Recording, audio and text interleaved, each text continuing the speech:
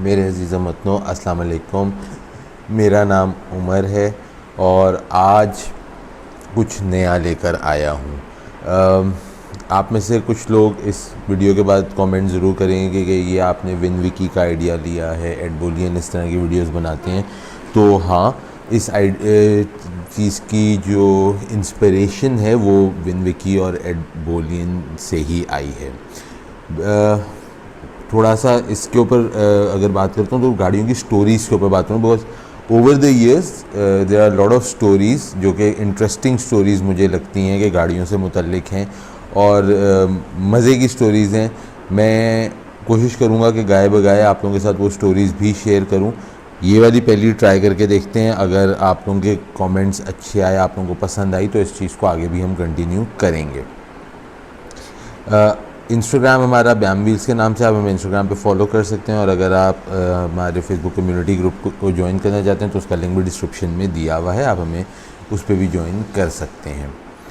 अब बात करते हैं तकरीबन 2003, 4, 5 इस तरह से जो टाइम था, उस वक़्त मैं गाड़ियों के अंदर काफ़ी ज़्यादा इन्वॉल्व था, गाड़ियाँ ख़रीदना बेचना ये सब कर रहा था और उस टाइम की कुछ स्टोरीज़ हैं।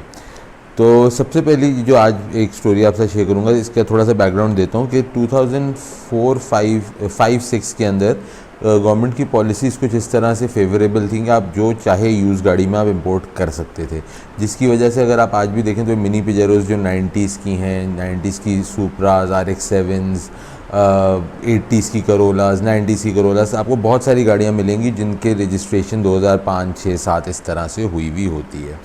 उसके बाद गवर्नमेंट ने थोड़ी सी पॉलिसी चेंज की और उन्होंने कहा कि जी सिर्फ 5 साल पुरानी गाड़ी इंपोर्ट करी जा सकती है। अब जब ये 5 साल वाली लिमिट आ गई तो उसके बाद हुआ ये कि बहुत सारे लोगों ने बहुत सारी नई गाड़ियाँ ढूंढने की कोशिश की, कि क्योंकि जो मेन स्ट्रीम गाड़ियाँ थी, करोला, विट्स, इस तरह की गाड़ियाँ, इनकी प्राइसेस काफ़ी ऊपर जा चुकी थी, बिकॉज हर कोई उन पर बिड कर रहा था। तो बहुत सारे लोगों ने नई गाड़ियाँ ढूंढनी शुरू की कि कौन सी ऐसी गाड़ी है जिसको हम मंगा सकते हैं और जो अभी तक नहीं इतनी ज़्यादा आ रही। तो उस वक़्त होता ये था कि जो गाड़ी आती थी वो फिर अगेन वो सब मंगाना शुरू करते थे, तो उसकी प्राइस बढ़ जाती थी। तो फिर आगे लोग सोचते थे कि अब इसके बाद क्या मंगाएं। तो उस वक़्त आपकी ये प्रो बॉक्सेस बहुत सारी आई, आपकी होंडा एयरवेव आई, आपकी जब इस तरह की गाड़ियाँ ये आ रही थी तो एक जो नया ट्रेंड चला 1800 सीसी की 7 सीटर गाड़ियों का चला, जिसके अंदर होंडा क्रॉस रोड आई, टोयोटा विश आई, टोयोटा आइसिस आई और होंडा स्ट्रीम आई। अब मैं उस वक़्त क्योंकि गाड़ियाँ इतनी सारी आ रही थी और शोरूम्स, जैसा कि आपको शायद पता होगा कि हमारे यहाँ पे इतने कोई बड़े शोरूम्स होते नहीं हैं, लेकिन लोग इंपोर्ट बहुत ज़्यादा कर रहे थे क्योंकि पता नहीं था कि गवर्नमेंट की पॉलिसीज़ किस वक्त वापस चेंज हो जाए, बंद हो जाए इंपोर्ट, 3 साल पे चली जाए, जो कि बाद में 2012 में हुआ। तो काफ़ी सारी लोग गाड़ियाँ इंपोर्ट कर रहे थे और बल्क में क्वांटिटीज़ में कर रहे थे। उन लोगों के पास गाड़ियाँ आती थी, तो जब पोर्ट से गाड़ी आती है वो उसको इंटर क्लीनिंग की ज़रूरत होती है, साफ़ सफाई मांगती है, कभी कुछ एक आध पीस ऐसा होता है जो जहाज़ पे लग जाता है, उसको रिपेयर करना होता है, इस तरह की चीज़ें होती हैं। तो जब आपकी गाड़ी पोर्ट से आती है आप उसको डायरेक्टली उस वक़्त खड़ा नहीं कर सकते हैं शोरूम के ऊपर, आपको उस गाड़ी को पहले उसको तैयार कराना होता है, एज इन प्रेजेंटेबल बनाना होता है, उसके बाद आप उस गाड़ी को शोरूम पे अपने लॉट पे खड़ा कर सकते हैं, क्योंकि आपके पास जगह बहुत लिमिटेड होती है। ज़्यादातर लोगों के पास 4 से 5 गाड़ियों की जगह होती है, ज़्यादा लंबी चौड़ी जगह होती नहीं है। तो मुझे यहाँ पे एक अपॉर्चुनिटी दिखी। व्हाट आई डिड कि मैंने एक लॉट लिया जो कि मेन शोरूम की जो मार्केट है उसके 5-10 मिनट के फासले पे था, विच इज़ क्लोज, लेकिन बिल्कुल वहाँ पे नहीं था। तो मुझे सस्ता मिल गया। मैंने एक बड़ी जगह ली जहाँ पे मुझे पास तकरीबन 30-40 गाड़ियों की पार्किंग का ऑप्शन था। और व्हाट आई डिड वॉज कि मैंने इन लोगों के साथ, कुछ शोरूम वालों के साथ इस तरह से अंडरस्टैंडिंग की कि भाई आपकी जब गाड़ी पोर्ट से आती है आपके पास, तो आप मेरे पास दे दो, मैं उसको तैयार करा देता हूँ, उसकी साफ़ सफाई, जिसको आजकल डिटेलिंग का नाम दिया जाता है, उसको इंटर क्लीनिंग का के नाम से हम जानते थे, तो उसकी इंटर क्लीनिंग करा दूंगा। अगर उसका कोई छोटा मोटा काम होगा तो वो करा दूंगा। एक जो मेरी उनसे शर्त थी कि यार मैं गाड़ी के मीटर्स को टेम्पर नहीं करूँगा, वो मैं नहीं चाहता करना। उसके अलावा आपकी जो गाड़ी के काम वाम होंगे मैं तैयार करा दूंगा। And it was an good understanding with the showroom वाले, बिकॉज अगर आप पोर्ट पे उस गाड़ी को छोड़ते थे तो उसके सामान चोरी होता था, फिर वहाँ पे आपको डैमेज पे करना पड़ता था, विच इज़ गाड़ी खड़ी करने के चार्जेस देने पड़ते थे। तो इस अंडरस्टैंडिंग के अंदर उन लोगों को सस्ता ऑप्शन मिल रहा था और मुझे एक अपॉर्चुनिटी दिख रही थी। So we came up to this kind of an understanding. अब उसमें होता ये था कि चूँकि मेरा थोड़ा सा मार्केट से हट के जगह थी, लेकिन कोई इतनी गली के अंदर भी नहीं थी, थोड़ी सी मेन जगह थी, तो कभी कभी मेरे पास भी वॉक इन कस्टमर्स आते थे और लोगों की जो गाड़ियाँ मेरे पास डिस्प्ले पे होती थी कि अगले बंदे के पास शोरूम पे जगह खाली होगी और उसके शोरूम पे जाएगी, उससे पहले अगर मेरे पास कोई गाड़ी खड़ी होती तो वो गाड़ियाँ मेरे पास से ही बिक भी जाती थी। तो हुआ ये कि ये जो मैं किस्से की तरफ हम आते हैं, तो ये जो किस्सा है के अंदर है कि जुमे का दिन था।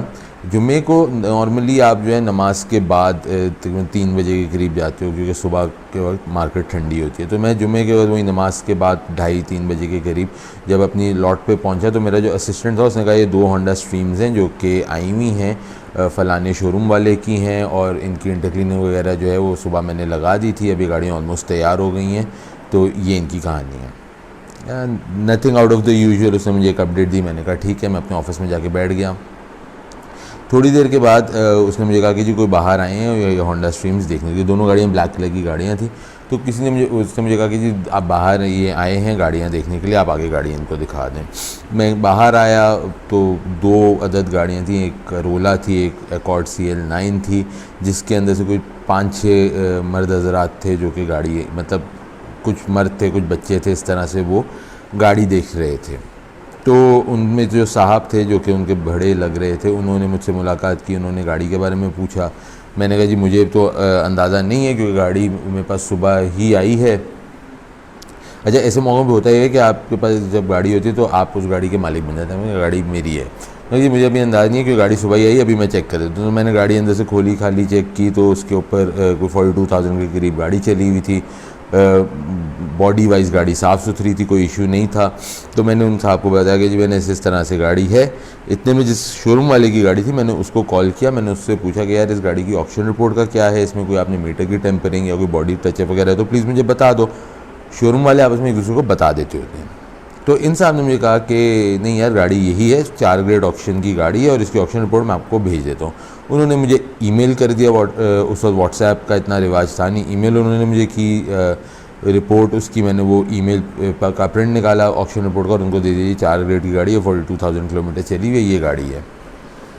तो इन साहब से मेरी जो है प्राइस के ऊपर एक अंडरस्टैंडिंग हो गई गाड़ी की। इन्होंने मुझे 10,000 रुपये का टोकन दिया और मैंने इनसे टोकन ले लिया गाड़ी का कि सही है जी गाड़ी आपकी लॉक हो गई। अब जुमे का दिन था, हफ्ते का दिन बैंक बंद है, तो तय हुआ कि मंडे को ये गाड़ी की मुझसे डिलीवरी ले लेंगे। इन्होंने मुझसे एक ही चीज़ की कि भाई ये गाड़ी के अंदर कुछ आगे पीछे तो नहीं है। मैंने कहा नहीं कुछ नहीं है, मेरी रिपोर्ट आपके सामने है और इसी तरह से ये गाड़ी है।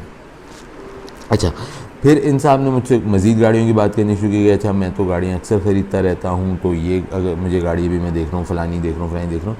अब होता ये है कि 90% ऑफ द टाइम जब एक बंदा आपसे गाड़ी ख़रीदने आता है, एक गाड़ी की डील कर लेते हैं, तो वो आपसे नॉर्मली वो कुछ फ्यूचर का आपको एक कह लो कि एक बेट डालते हैं कि ये उम्मीद में कि आप उनको अभी के लिए कोई अच्छी सर्विस दे दोगे। तो ये 90% ऑफ द लोग कर रहे होते हैं। मैंने इसको इसी तरह से ट्रीट किया।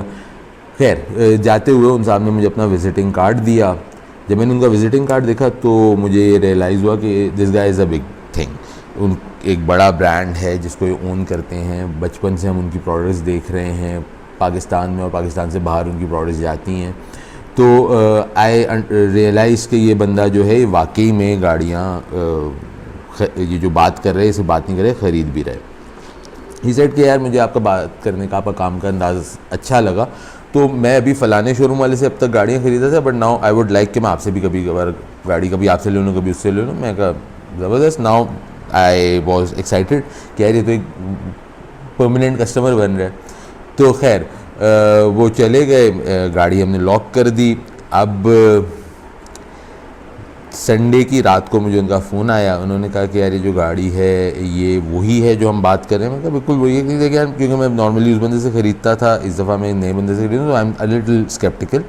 मैं आप परेशान नहीं हो, मैंने गाड़ी को देख भी लिया, उसकी बॉडी वगैरह के लिहाज से वही है जो ऑक्शन रिपोर्ट पे बता रही है, तो गाड़ी कोई इतना प्रॉब्लम इसमें है नहीं।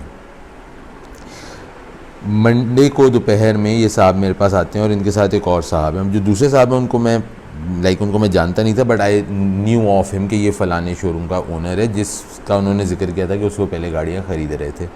अब वो साहब जब मेरे पास इन साहब के साथ आए तो उन्होंने अंदर आए मेरे ऑफिस में, उन्होंने मेरे टेबल पे एक कागज़ रख दिया। मैंने वो कागज़ को खोल के देखा तो ये वही ऑक्शन रिपोर्ट थी जो मैंने इनको दी थी, लेकिन इस पर जो माइलेज थी वो 82,000 थी, 42,000 नहीं थी। मैंने जो शोरूम वाला था जिसके थ्रू ये गाड़ी आई थी, मैंने उसको कॉल किया। मैंने कहा well we have a problem here, आपने मुझे गाड़ी की 42 बताई थी, बाकी auction report same to same वही है, लेकिन इसके अंदर 42 नहीं 82,000 इसकी माइलेज है। अब होता ही है कि ऑक्शन रिपोर्ट को अगर किसी को भी रिक करना होता है तो उसके अंदर एक लॉट नंबर होता है जिससे आप गाड़ी को ट्रेस कर सकते हो। वो लॉट नंबर अगर आप चेंज कर दो तो उस गाड़ी को ट्रेस करना बहुत मुश्किल हो जाता है, मतलब क्लोज टू नामुमकिन हो जाता है आपको उस गाड़ी को ट्रेस करना अगर वो लॉट नंबर चेंज हो जाए तो जब मैंने इनको बोला तो वो मुस्कुरा फ़ोन पे हंसा और उसने कहा कि वेल इस बंदे ने मेहनत काफ़ी की है, इसका मतलब है पकड़ लिया। Like is that what you have to say, मतलब ये क्या बात हुई यार, हम आपस में बातें थे, अब मुझे तो कम से कम कॉन्फिडेंस मिले थे कि यार तुम मीटर रेक वाली गाड़ियाँ बेचते नहीं हो, तो मैंने कहा तुम्हें बताने की ज़रूरत नहीं है। Like that's not how it is done. खैर, अब उनके साथ लंबा चौड़ा डिस्कशन करना उस वक़्त बेकार था।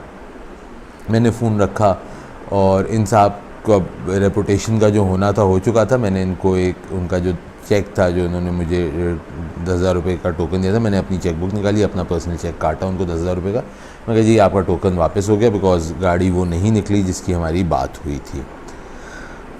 जो दूसरे शोरूम वाले साहब थे ऑब्वियसली वो अगर उनके रेगुलर क्लाइंट थे तो उनके साथ आए थे and he had a motivation, अपना क्लाइंट जाता हुआ नज़र आ रहा था तो he had a motivation to retain him and disclose मी।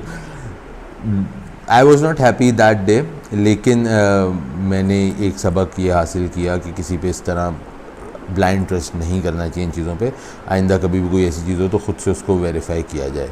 और उस शोरूम वाला जिसने वो स्ट्रीम मुझे बेचने की, मेरे थ्रू बेचने की कोशिश की थी, I didn't work with that person in future. तो ये पहली कहानी थी।